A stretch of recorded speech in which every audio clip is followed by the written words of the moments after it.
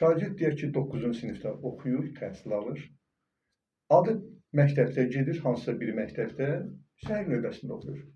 Şagird isə il boyu dərsə gəlmir. Bu buraxılış imtahanını verməli. Gedir buraxılış imtahanında repetitorlərin və yaxud da hazırlıq kursundan topladığı balın hesabına yüksək ballardan birini, 250-dən yuxarı bal toplayır şagirdimiz. Bu gözəl balamız təbii ki, bunun intellekti, qavrama qabiliyyəti yüksək olduğu üçün repetitorlər buna fərdi məşğul olduğu üçün bu balı toplaya bilir. Buraxılış imtahanında mövcud olan 4-5 imtahandan başqa bu şagird heç bir dərsi oxumur. Amma məktəb direktorları da, deyək ki, bu məktəbin direktoru, X məktəbin direktoru müəllimləri məcbur edir ki, ondan ona yüksək qiymət yazsın. Müəllimin ixtiyarı yoxdur ki, yazmasın. Qanunsuzluqla ixtiyarı var. Amma məktəb direktoru deyəndən sonra o müəllim ona yüksək qiymət yazmaya bilməz.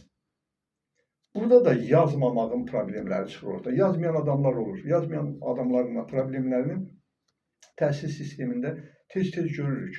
Qarşılaşdıq problemlərlə. Onlar kifayət qədər şantaj edirlər.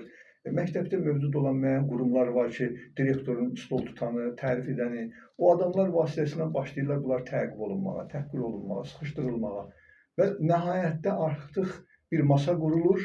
O masada bu adam bir cinayətkar kimi ya töhmət alır, ya məktəbdən qovulmaq səviyyəsinə gətirilib çıxarılır. Bu da məktəb direktorlarının geniş səlahiyyətindən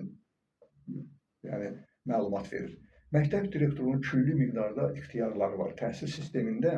Yəni biz açıq təhsil sisteminə baxsaq, məsələn belə bir şey mənim şəxsən özüm maraqlanmışam. Bir dəfə məktəb direktoru və yaxud da sektorun iclasında mən sual verdim.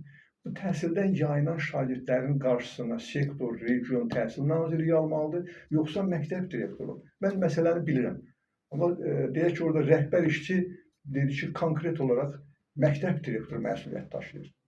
Amma necə daşıyır bu məsuliyyəti? Məsuliyyətin bir cavabdehliyi varmı?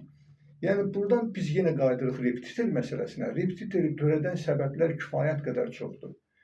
Bu məsələlər olmasa, repetitor olmasa, Azərbaycan cəmiyyətində təhsil olmaz. Buraxılış imtahanlarından uşaqlar qiymət ala bilməzlər. Qəbul imtahanlarını verə bilməzlər. Ona görə də, məsələn, belə olur ki, məsələn, Facebookda paylaşanda mən ilk növbədə həmən şagirdin fən müəllimini yox, repetitorini təbrik edirəm. Çünki ona əziyyət çəkib ona 300 bal yığdırır, 500, 250 bal, 150 bal, 200 bal toplayır. Bu nəyin hesabına? Ona verilən repetitorinin zəhməti hesabına.